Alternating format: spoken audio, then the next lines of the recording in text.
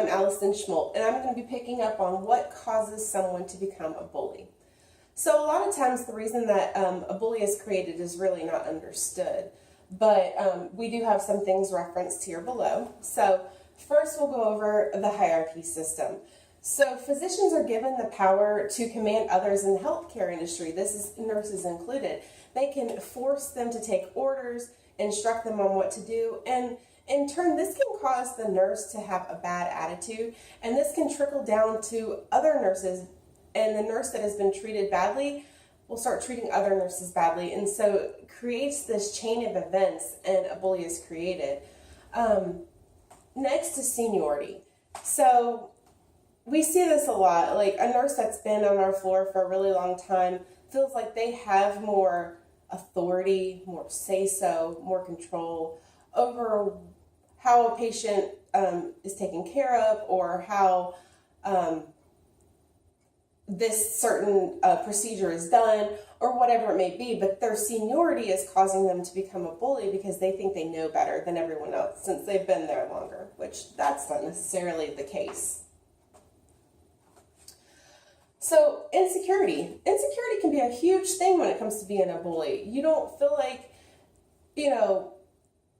secure with yourself or in your job or whatever, you can, that attitude can trickle down to other nurses. So a lot of times when a new nurse enters the unit, the experienced nurse starts to feel threatened. And they feel threatened that they may lose their job. They may start to bully these new nurses because of that threat, even though them being replaced was not the main goal to begin with. Having new nurses come on the floor is a necessity all the time. We have to have that. It's just how the world evolves, how it works. Next is education. Again, we see this a lot on our unit. We have bachelor degree nurses as well as associate degree nurses on our floor. Many times we'll see like the bachelor degree nurses feel like they know more, they were educated better, they are able to take care of patients better, whereas the associate degree nurses feel like they have more clinical skills and they can treat a patient better than the bachelor degree nurses can because they had more hands-on in their education than the bachelor degree nurse did. Neither one of those are necessarily true. If you're initially educated on the bachelor degree level, and then you were initially educated on the associate degree level, you both bring to the table different aspects of that education, which in combination can really be used to build a stronger power. Next is control. So a lot of times we'll see bullies that think that they control a unit or that they control that area of their work. A lot of times a bully can be created because they think that they have control, or the need for control. They need to have that control.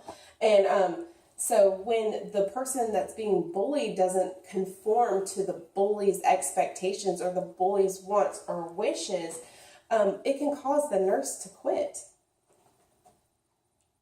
So are you being bullied? Here's a few things that are listed that are potentially reasons that you may be getting bullied, or examples of how you may be getting bullied. So despite your attempt to learn new activities, it just doesn't seem good enough to your supervisor. Your supervisor continues to call unplanned meetings with her for further degradation.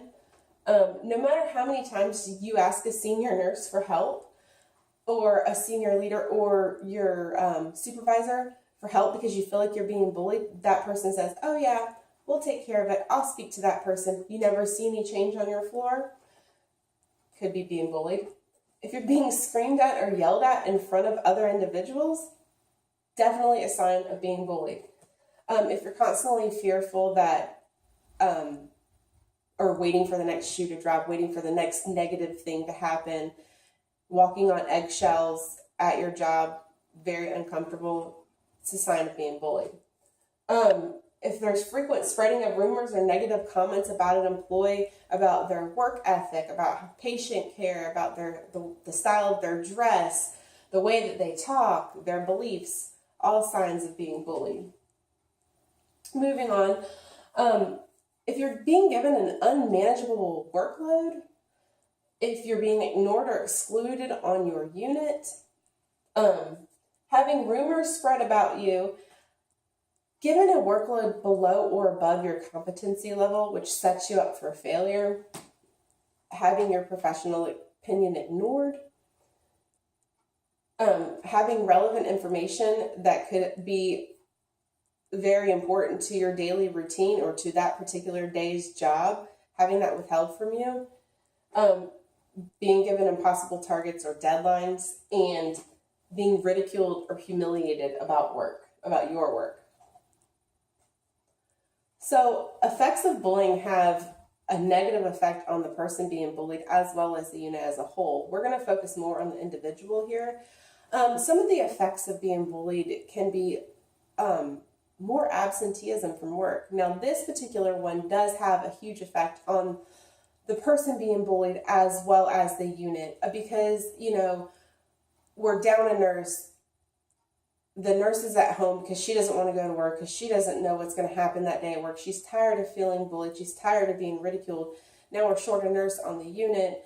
They can't find another nurse. The morale of the nursing staff goes down, which can increase bullying for that particular person, because why didn't that person come to work? They're not dependable, whatever.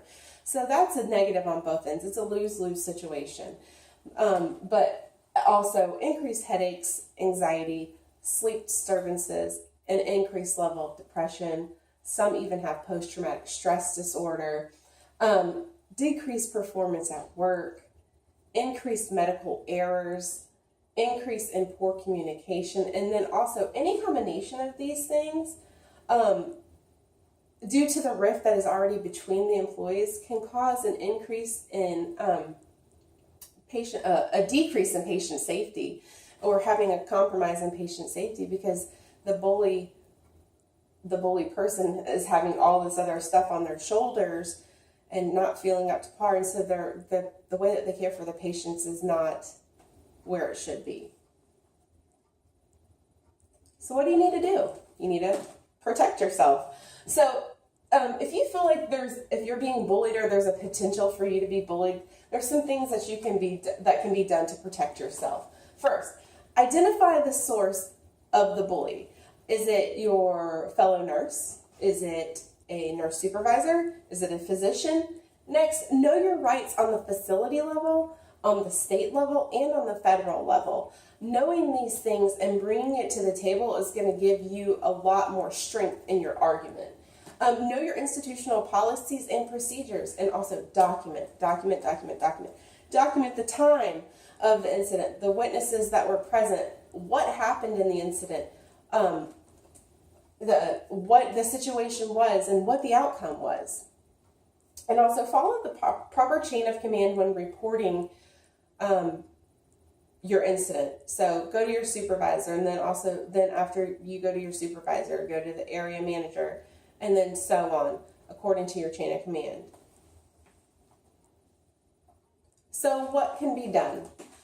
So reading some of the stuff that we read, the first and foremost thing that I read was to eliminate the hierarchy system. Eliminating this and eliminating physicians from feeling like they have control and power over nurses isn't going to create the bad attitude that the nurses bring on to the other nurses, which creates a bully. So that can be one way to start preventing bullying from even occurring. We need to enforce the zero tolerance or anti-bullying policy. Leaders should make sure that all staff members are aware of what the expectations are on the unit and what is and is not acceptable. So we need to also have ongoing education for staff members so they can be able to identify a bully, so they can be able to report a bully, and so on. Increased research in workplace bullying is very important. And so we also need to create a positive workplace. So the combination with the zero tolerance and more education and positive workplace is going to create a less stressed environment for the nurses and everyone around them. So if you feel like you're going to be going into a situation where there's potential bullying taking place, what you need to do, you need to bring someone with you. Bring someone with you that's going to be there to maybe deter that bullying from even occurring. So confront your bully. confront them. They might not even know that they are being a bully. They might not have realized that their actions or their attitudes was something that was taken as bullying. So raising awareness to that individual may correct the problem without further intervention.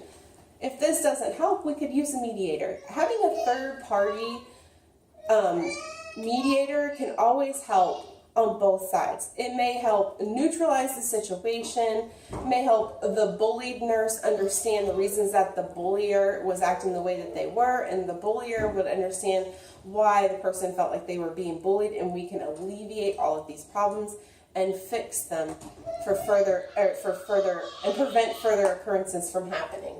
And we also need to have a corrective plan developed and implemented when bullying is identified. So it creates a paper trail. It also holds that person accountable for their actions and can prevent it from happening in the future. And these are our references, and I thank you.